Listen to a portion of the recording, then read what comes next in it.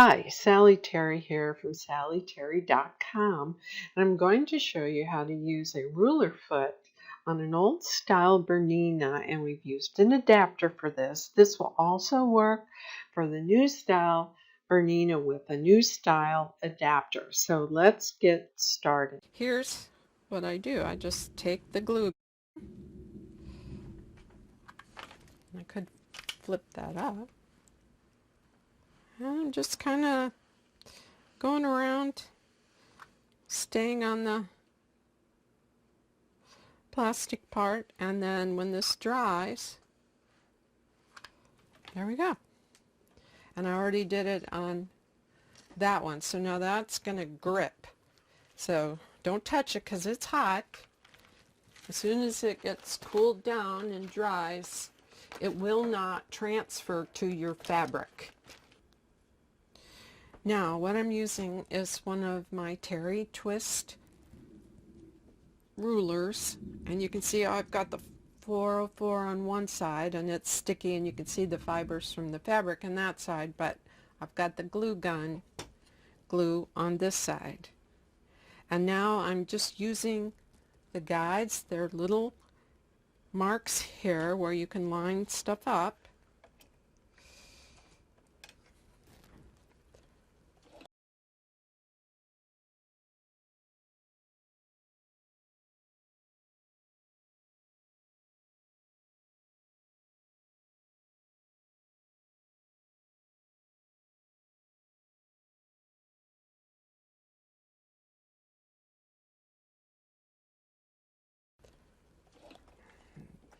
I'm going to pull up my bobbin thread. That's always important.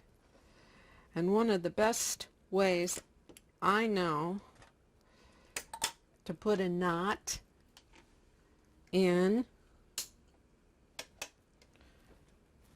your thread is make 5 teeny stitches in a row, and we are hopping over each thread that comprises the fabric. So I am hardly moving this at all because we'll run out of bobbin thread and have to go back and catch like the last 4 or 5 stitches. So you're going to put 5 little stitches in a row, just hopping over the individual threads, the fibers in the fabric. Now that is your knot, and you'll want to tug on these ends and make sure they don't slip through. If you're using poly thread, then you might have to put more than 5. And then I'm lining up the mark, and then this is an 1/8 inch foot.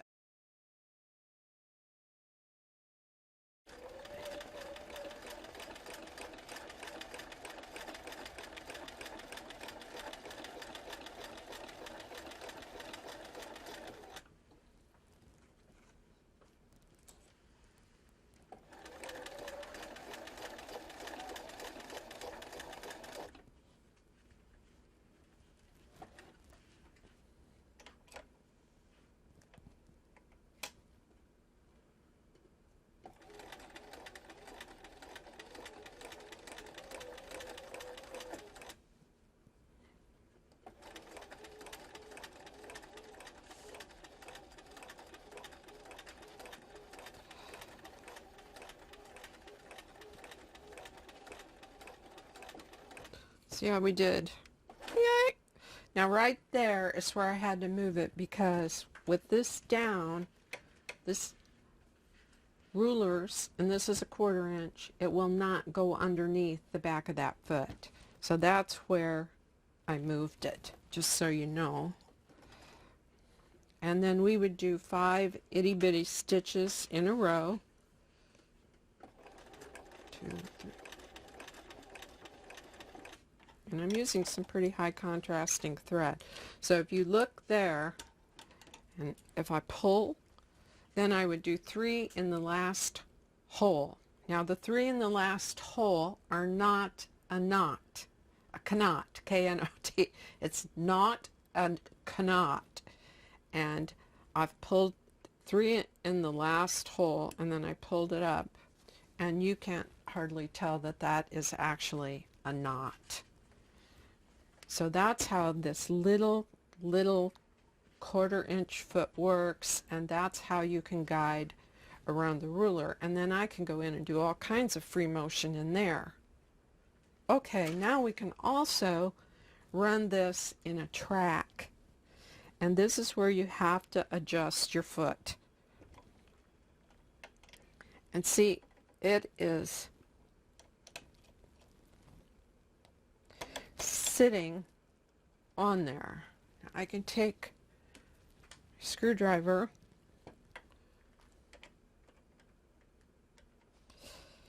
and back that off, and I can lift, let's see how far,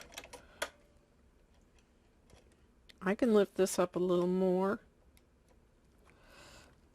Righty-tighty, lefty-loosey, and see how that works. That's a little better. It's not, so that's up as far as it'll go, and so let's try it.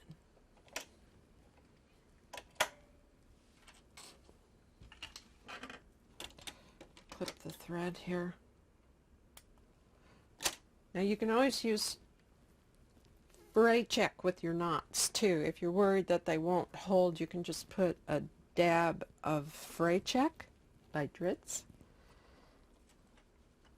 So let's see how we do here.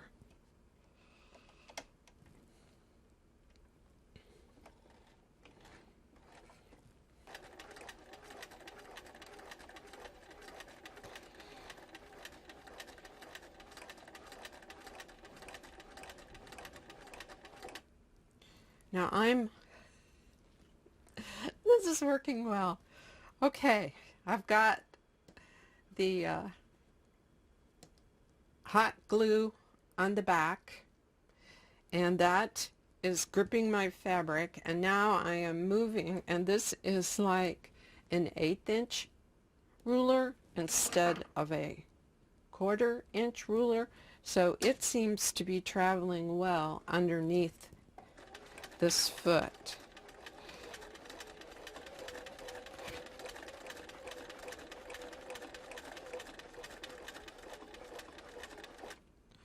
And this pattern I think is called Cloud, and so we're going to see how we do. Just be like Jello.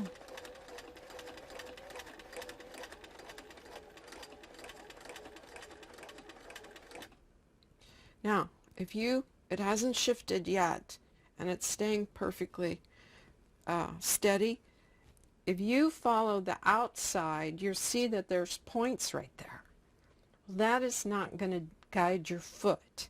So you have to look at the ruler or the template and see where the design actually is. And the design that I'm going to do is actually here on the inside, not on the outside.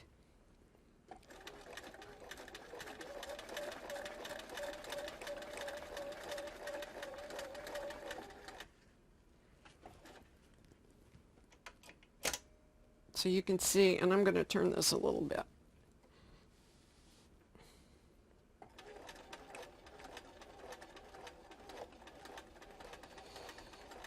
So as I go around this corner, I need to stay on the side toward you, toward the camera.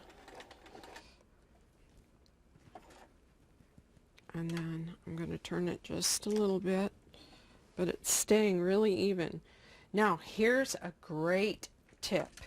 If you're using a large template and you think it will shift on you and it's not, the best as far as the stability, if you don't have an extended base, I'm really lucky here because I have a really nice table area to spread my quilts out on.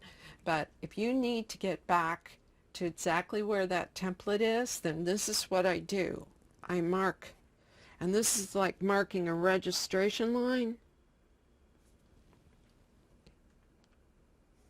And I really like these blue markers. They're a hard tip and they don't mush down, and we have those available too on the website. Love them. So now you can see that I've marked around there, and now I have like a little registration. So if I get wonky and move it, or the doorbell rings, or the dog barks, or you look up, then I can always get back to exactly where I need to be. And this is not a race. It's kind of like a marathon.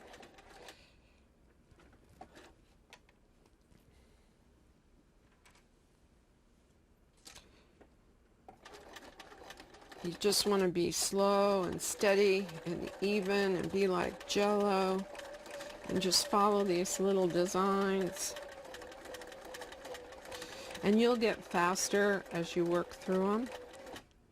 Now, needle down. So if I wanted to continue on, you see I've got these marks, but all I have to do is flip this and go back to here, and you see I have these two lines there. Let me show you what you can do. You can just line a ruler up like here and here and put this right up against your needle, and you know that it's square, and you can travel on with this and not have it wonky. So you need like some registration marks. Or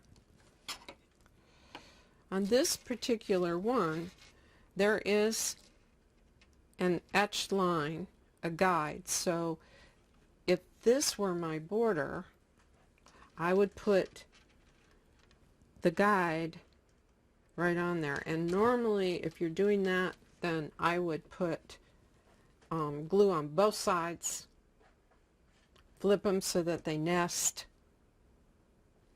and that will help you hold it as well. And then normally I would put the etched side down, and we would line it up on a seam, or we would have the center of our border marked, and we would line it up on the center of the border, the mark. Thank you for watching. This is Sally Terry at sallyterry.com. I hope you got a lot of helpful tips. So enjoy playing with your ruler feet and your rulers. See you next time. Be sure to like, comment, share, and subscribe. See you on the next video from Sally Terry Designs.